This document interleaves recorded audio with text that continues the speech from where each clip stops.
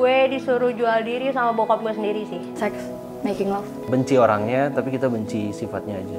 Secepat itu gue bisa ngelupain dia dan deket sama orang lain.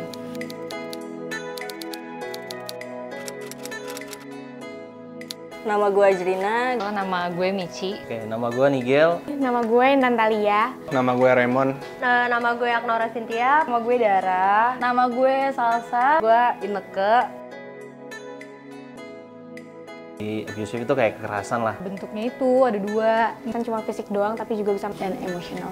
Lebih kena ke mental seseorang. Narsistik itu juga abusive sih. Dia tuh manipulatif, dia posesif, memaksakan sesuatu yang semestinya tuh nggak dia lakuin ke gue gitu. Pernah. Gue pernah. Pernah banget. Pernah merasakan. Gue pernah di abusive. Gue terlahir di dalam kesempurnaan dan tumbuh besar di dalam ketidaksempurnaan. Dan penyebab hal itu terjadi adalah karena abusive, tapi bukan berlaku di gue, tapi di nyokap gue.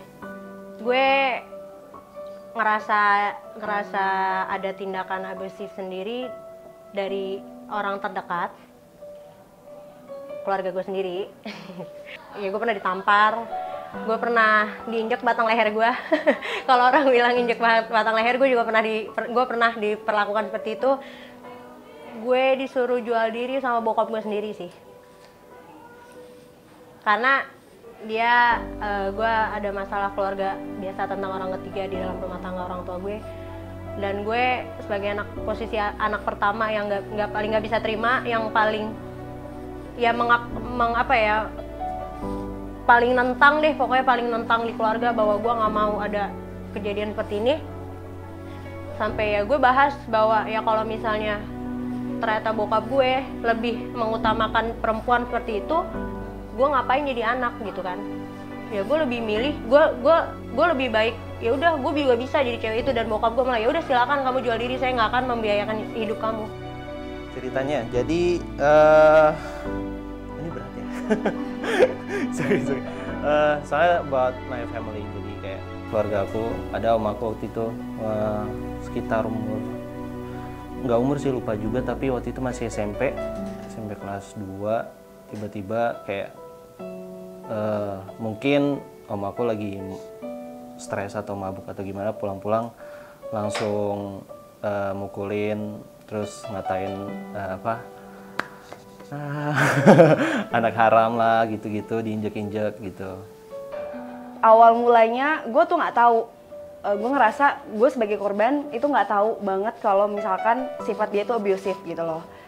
6 bulan terakhir gue pacaran sama dia itu baru kelihatan lah sifat aslinya dia tuh seperti apa gitu kan. Kasar sekali, abis itu berulang kali sampai gue capek banget gitu loh. Tadinya gue kayak merasa gue bisa maafin dia gitu loh, kayak lo bisa berubah nih, lo nggak mungkin mengulangi kesalahan yang sama lagi karena gue tahu lo sayang sama gue, tapi nyatanya tuh tidak gitu kan. Sampai gue, boleh nggak sih cerita tentang diapainnya gitu? Gue tuh diancam buat dibunuh, terus gue nggak boleh untuk ketemu keluarga gue nggak boleh ketemu sama temen-temen gue yang lama-lama. Gue main udah sekedar main gue sama dia dan circle gue yang barengan sama dia itu gitu. Waktu itu gue mergokin dia lagi ketemuan sama yang lain. Gue mergokin dia, terus gue tanya baik-baik. Cuma kayak mungkin dia nggak terima gitu kan kalau gue mergokin dia, makanya dia emosi, akhirnya dia kasar sama gue.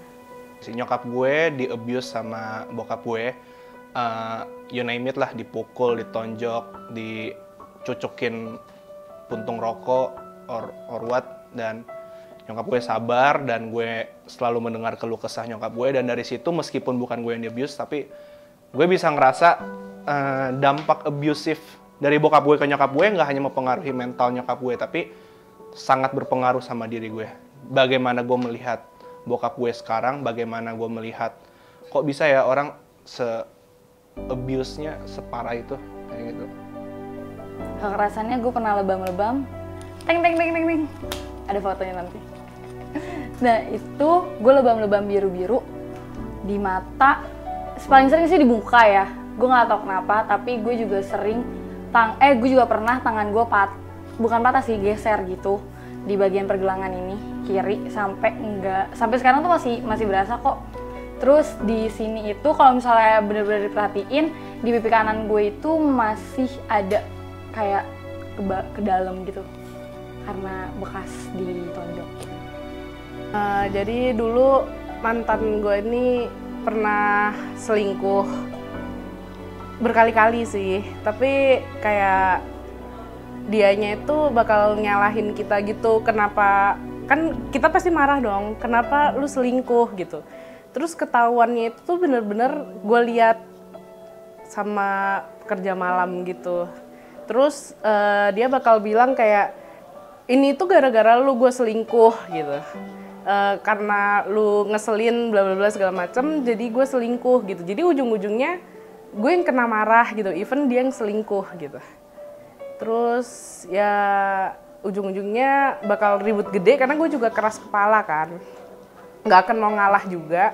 Karena gue keras kepala gitu, akhirnya dia gebukin gue, dikunciin di kosannya dia gitu. Terus kayak mulai nyekek.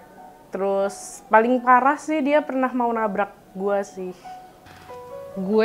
Posisinya gue tinggal sendiri ngekos, dan pada saat itu gue baru aja putus dari mantan gue. Baru aja putusnya nggak baru banget. Terus pada saat itu gue udah deket sama orang lain, dan salah satu sahabat gue ada yang ngomong ke mantan gue kalau gue udah deket sama orang lain. Terus dia ngasih tahu posisi gue pada saat itu gue lagi di kosan sama gebetan gue yang baru. Terus sahabat gue ngasih tahu, akhirnya si mantan gue ini datang ke kosan gue, manjat pagar kosannya, terus gedor-gedor pintu kosan gue, dan posisinya memang di situ nggak ada satpam. Terus akhirnya dia gedor-gedor kamar gue, kosan gue, akhirnya gue bukain. Pas gue dibukain, gue di situ ditonjok. Terus gue tanya, gue diem dulu, terus kayak freeze gitu. Terus gue ditanya kenapa? Kenapa lo nonjok gue gitu. Terus di situ posisi dia kesel banget karena nggak terima secepat itu gue bisa ngelupain dia dan deket sama orang lain. Ya, nggak ada lah, pasti seminggu sekali sih. Sering. Bener-bener berkali-kali. Kalau mau ngomongin berkali-kali sih kayak setiap berantem deh. Tiap hari gue liat piring melayang. Dalam seminggu sering lah pokoknya. Seminggu bisa 2 kali atau bahkan seminggu bisa 3 kali, 4 kali kayak gitu, tergantung moodnya dia aja gitu loh. Gue jadi mempertanyakan diri gue sendiri gitu, emang gue salah yang gue lakuin ini salah ya? Mental health sih jelas. Aku ngerasain yang namanya ngedown setiap hari tuh cuma bisa kayak nangis, kayak mikirin gue tuh pengen mati gitu, kayak rasanya tuh kayak gue nggak ada gunanya aja, kayak gue tuh mikir bokap gue sendiri aja nih yang seharusnya jadi support gue di kehidupan gue, tapi malah dia sendiri yang ngebuat mental gue tuh jadi drop banget kan. Gue kira gue udah sembuh, ternyata enggak sih. Kayak masih membekas sampai sekarang, tapi lebih ke mentalnya. Gue dulu nggak punya anger issue. Semenjak gue sama dia, gue ngerasa kayak kok gue aneh. Gue jadi susah percaya untuk mencari orang baru di hidup gue buat jadi pacar ya.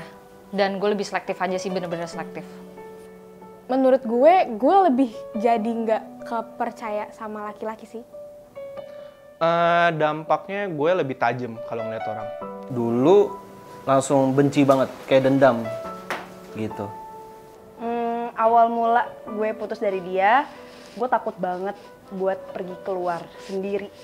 Karena posisinya dia lagi, yang gue tahu dari teman-teman gue, dia tuh lagi nyari-nyari gue gitu. Ternyata gue harusnya tahu dari awal kalau misal pacaran itu ternyata harus ada boundaries, tetap harus ada boundaries. Ya enggak lah, gila, nyokap gue biasa aja gitu, gue pakai kayak gini dia biasa aja, terus kenapa dia marah-marah, dia siapa gue, cuma pacar. Gue nggak pantas sih dapat kejadian itu. Mau bilang nggak pantas, tapi emang udah takdir Tuhan kan ya. Sebenarnya nggak bisa dibilang pantas sih kayaknya. Ya enggak lah. Sebenarnya nggak pantas sih, tapi gue nggak tahu gue deserve it atau enggak. Tapi menurut gue, mungkin gue juga yang bring the beast in him. Gue melakukan yang terbaik, tapi gue dapat balasannya kayak gini nggak pantas banget sih. Kenapa sih hidup kayak gini tuh harus ada di diri gue gitu, harus terjadi pada diri gue. Mungkin gue bisa bilang nggak pantas, tapi apakah gue bersyukur ngalamin itu? Gue bersyukur. Gue bakal laporin polisi, karena waktu itu gue takut banget buat laporin polisi. Yang pertama gue nguatin diri gue sendiri dulu, karena gimana gue mau nyelamatin orang-orang tersebut kalau misalnya gue sendiri nggak bisa nyelamatin diri gue. Kalau gue prinsipnya lebih ngejauhin dia dan I don't give any respect to them. Gue pasti ngelawan lah. Karena gue udah gede ya, waktu itu kan masih SMP. Ya gue nolak lah, gue nggak mau. Pokoknya gue intinya nggak mau sama dia lagi. Gue pasti bakal tinggalin. Karena ya bokap gue melakukan aja. Kayak gue tuh bawaannya, bisa nggak sih kita putus hubungan sebagai ayah dan anak gitu kan? Gue bales sih. Gue nggak naif, gue bales. Lo nggak akan main abusive balik sih ke dia, karena menurut gue itu sama aja. Gue nggak mau di abusive, ya gue jangan kayak gitu. Mungkin sekarang lu nggak sadar kalau lu melakukan abuse dan lu nggak sadar dampak yang besar di hidup orang lain gitu loh. Gue lebih mikir buat ya thank you sekarang, justru dengan apa yang lu lakuin semua ke gue bisa bawa ini ke relationship gue ke selanjutnya itu yang lebih baik gitu. Stop deh kasar-kasar sama orang. Kalau misalkan lu nanti dapet yang lain kan lu nggak mungkin perlakuin orang itu sama kayak lu perlakuin gue. Gue berharap lo nggak ngelakuin itu ke orang lain sih, maksudnya cukup gue. Gak cuma fisik, tapi semua apapun yang pernah lo lakuin ke gue pada saat itu. Jangan lo ulangin lagi aja ke orang berikutnya yang akan jadi pacar lo nanti. Jangan melakukan kekerasan sih sebenarnya terhadap anak kecil ya, soalnya itu kan bikin orang jadi trauma. Mantan gue yang pernah ada dalam hidup gue, buat lo nih yang udah kasarin gue berharap lo jangan pernah kayak gini ke perempuan lain. Cukuplah terakhir di gue gitu loh. Tapi ya udahlah, gue berusaha ngelupain, tapi gue nggak bakal lupa banget, Nyet. Gue masih ada dendam sama lo. Terlepas dari masalah-masalah yang pernah terjadi dan apa yang udah pernah dia lakuin ke gue tuh sebenarnya cuma pengen bilang kayak gue tuh butuh sosok ayah. Kayak gue tuh sebenarnya gue masih seorang anak perempuan yang masih ngebutuhin sosok ayah.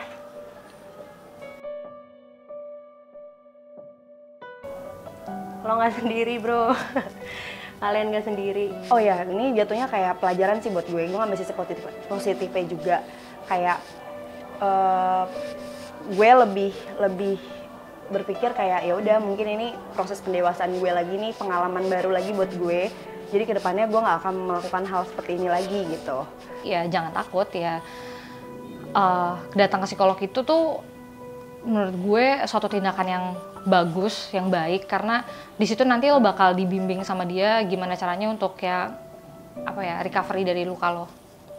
Puji Tuhannya gue bisa menelaah kejadian tersebut dan gue bisa ambil positifnya dan gue buang negatifnya. I think that's the good point. Menurut gue semua orang yang ngalamin abusive harusnya bisa belajar mengambil sikap seperti itu sih. Lu nggak bisa balik ke orang yang sama di saat lu lagi healing. Di saat lo udah dikasarin, udah deh lo stop, jangan ngelanjutin lagi hubungan sama laki-laki yang kayak gitu. Carilah, laki-laki masih banyak, itu kan yang lebih baik. Dan lo harus bisa speak up sih, entah itu ke temen lo atau keluarga lo, karena itu penting banget. Semua orang udah ngasih tahu, mungkin di saat lo ada hubungan, terus lu curhat ke semua temen-temen deket lu, ke nyokap lu, ke bokap lu, dan mereka udah bilang jangan lanjutin, jangan ngeyel. Itu beneran, jangan ngeyel. dia tuh nggak pantas kayak gini gitu, kenapa lo masih pertahanin, tapi guanya bego masih mau pertahanin cowok itu gitu. Ya lu pikir yang banyak-banyak dah kalau mau abuse orang. Nggak akan ada yang stand up buat diri lo, kecuali diri lo sendiri. Ya gue buktiin aja ke mereka kalau gue tuh bisa, dan gue mau buktiin ke mereka kalau anak yang terlahir dalam ketidaksempurnaan bukan berarti gak bisa apa-apa sih. Kita nggak bisa benci orangnya, tapi kita benci sifatnya aja. Ya.